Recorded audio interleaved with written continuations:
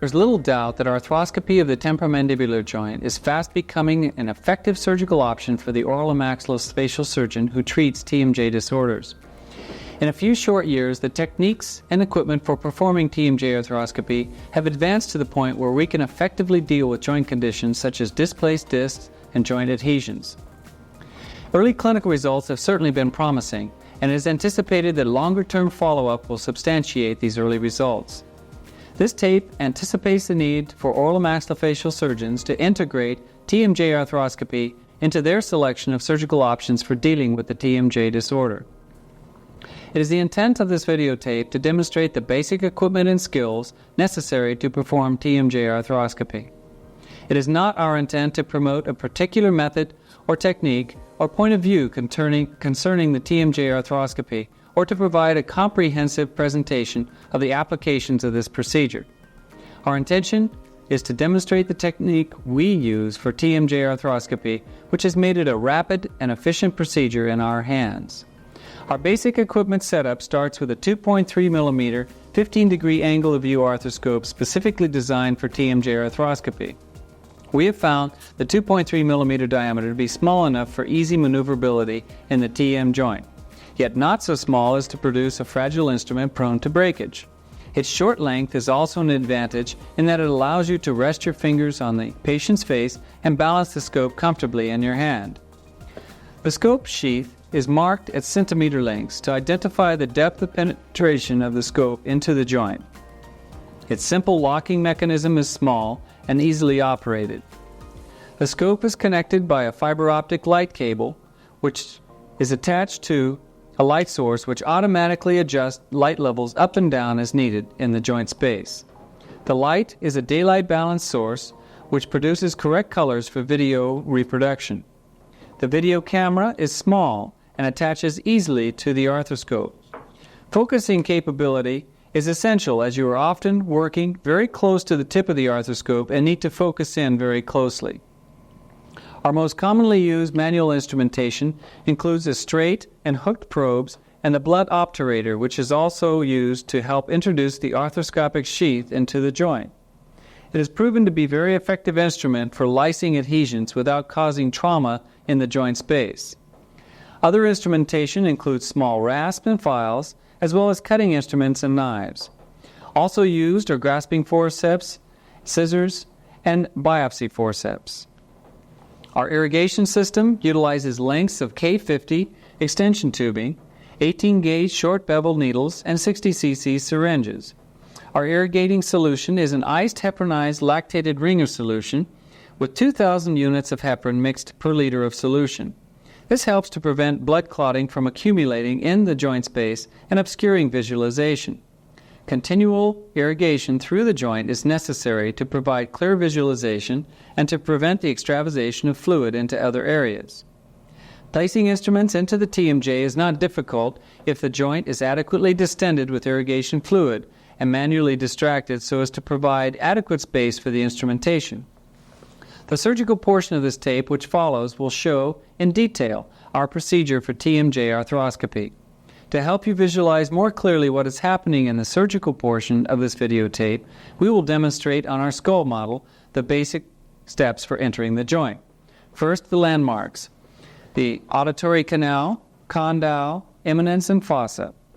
With the surgical assistant distracting the mandible downward and forward with his thumb between the molar teeth, this allows the surgeon to have more access to the superior joint compartment. Utilizing a 20-gauge needle, then the joint is entered in an infralateral approach. 45-degree angulation to the skin in a anterior, superior, and medial plane allows for the needle to enter towards the slope of the articulating eminence. The superior joint compartment is then entered, and the 1 cc of Marcaine solution is injected. Use of epinephrine is avoided, since this might tend to obscure the synovitis. Leaving the superior joint compartment needle in place, the syringe is changed over to a 10 cc syringe with iced heparinized lactated ringer solution. Distension of the superior joint compartment is then accomplished and the capsule is distended. Then, with the mandible distracted downward and posteriorly, The anterior superior synovial pouch is then freed.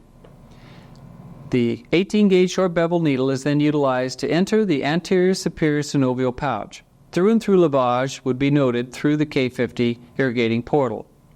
The original syringe and needle are then withdrawn, and the outflow needle is then temporarily utilized as an inflow portal. Constant pressure is maintained to keep the capsule distended at this point. The outflow needle is then stabilized by the surgical assistant while the surgeon uses the sharp trocar with the arthroscopic sheath to enter the superior joint compartment with the infralateral approach in the same dimension as the original puncture. Upon entering the superior joint compartment, 2 punctures and feelings are noted. Usually the first is the fascia and then the joint capsule. It is important to maintain distension of the joint capsule with the outflow needle at all times so as to allow for this definitive venipuncture type feel. Frequently, the outflow through the irrigating portal of the sheath or through the sheath itself will be noted. The arthroscope is then introduced into the sheath and visualization of the superior joint compartment is begun. The inflow is then attached with a K50 to the inflow portal and will create a through and through lavage and irrigation system at this point. Constant monitoring of the outflow by the surgical assistant is imperative so as to prevent excessive extravasation. Visualization landmarks at this point would be, upon entrance into the capsule, the bilaminar zone. Then, the oblique protuberance, which holds the fibers from the petrotympanic fissure to the posterior border of the mandible at the condylar region. Then, the medial capsule and visualization of the medial trough, and shooting that trough up anteriorly, you're able to see the pterygoid shadow, which are the shadow of the pterygoid muscle coming through the capsule. The scope is then panned out laterally, and with the mandible distracted downward and posteriorly, the lateral trough is explored and the anterior superior synovial pouch is explored. Also going medially down posteriorly to the posterior portion of the anterior trough, the fibers of the shadow of the lateral pterygoid are then seen through the medial capsule. The inferior joint compartment can also be visualized via arthroscopic technique, however this will not be covered in this tape. Of interesting note, most of the pathology occurs in the lateral articulating eminence area with adhesions binding the disc in this region. This correlates well with our clinical experiences of degenerative joint disease process in this area on the head of the condyle.